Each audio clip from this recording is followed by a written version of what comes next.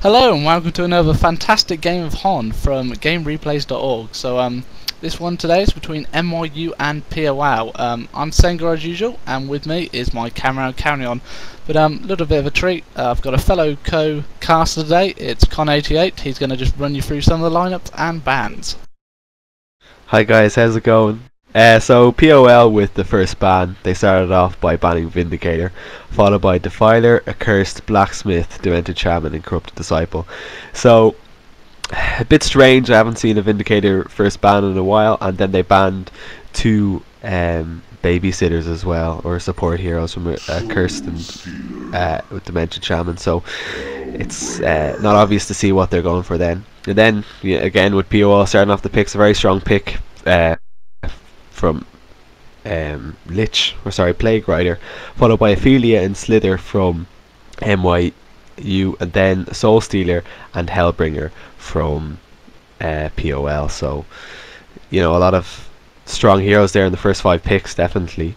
And, you know, you can see the push strat coming through from NYU with 2 really strong pusher heroes. What do you think about that, Sengar?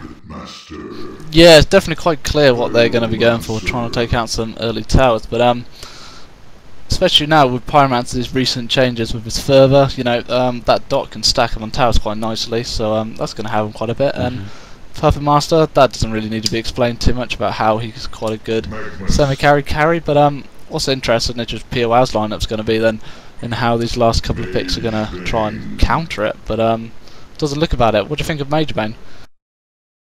Well, he's a kind of a really hard carry, I think, but they do have a lot of good like Magnus and Hellbringer are both good counters to push strats with their initiation ults. It's nice to see CD playing Soul Stealer. I think he plays a pretty mean Soul Stealer, so that's always entertaining to watch. Should be a good game from just that perspective.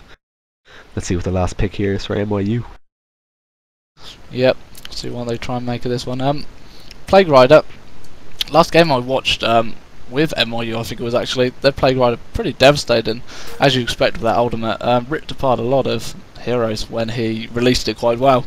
So I'll be interested to see if I'll try and pronounce the name, Luton, can do the same effect, because it rips through him quite easily, unless or until the team ends up getting some sort of barrier idol. But here we go, we see a Predator.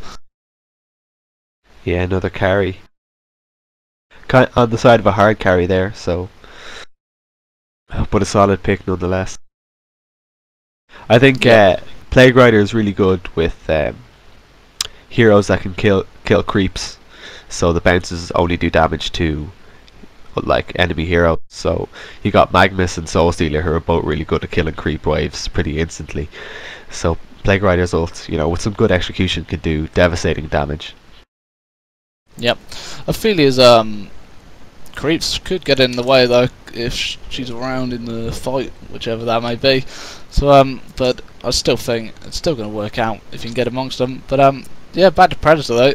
Stonehide, his old magic immunity, it's pretty useful. What do you think of it as a carry compared to Mage Bane? I don't think he'll be able to outcarry Mage Bane, because, well, it really depends on how good the Mage Bane farm is, but Mage Bane is like an extremely strong endgame carry, and I don't think he can outcarry, or Predator can outcarry Mage Bane, but you know, Predator is a good counter to the lineup that POL have going at the moment. There's a lot of magic damage going there. The only real steady physical damage would be Mage Bane, and then in the late game, Soul Stealer only starts doing like good right click damage in the late game, so you know, he's not going to be easy to take down in the middle of the game, Predator, I don't think.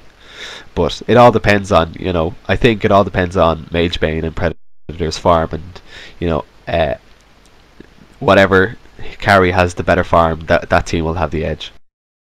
Yep, of course. But saying that, Ophelia in the right hand's pretty deadly early game, and obviously throughout it. But if she can keep ganking at the start, that's what separates really good Ophelia.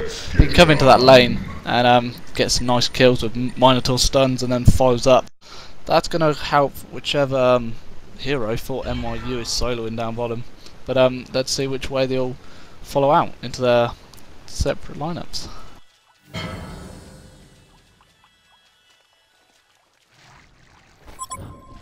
So what lineups are we going to be seeing here? Who's going to go in which lane? Well, Soul Stealer will obviously solo mid. You got two potential babysitters for Mage Bane. And you know, then whoever isn't babysitting Mage Bane will obviously go with Magnus. Then for MIU, it's pretty hard to determine the lanes. We got one roamer obviously in Ophelia. Predator's probably going to the safe lane. No, where's he gone? No. Okay, so Puppeteer probably going mid.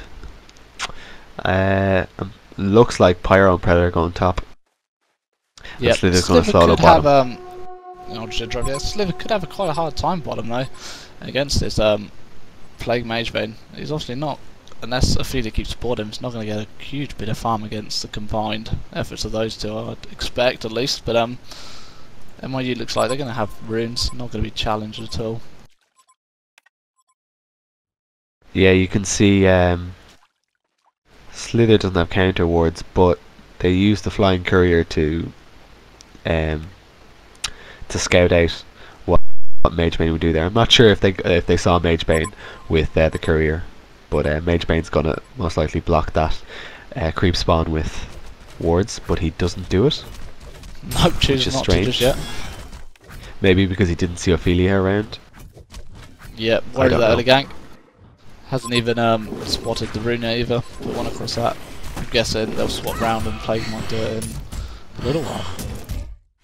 Ophelia straight away got a Skeleton King. It's not a bad one to have right at the beginning. Gonna help him farm up. But top wise then, who do you think is gonna get on top of this fight?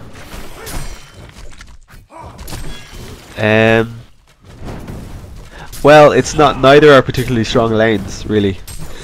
You don't really have much synergy between the two lanes, so you know I don't think you can really choose just from the lanes. It's probably going to come down to the players.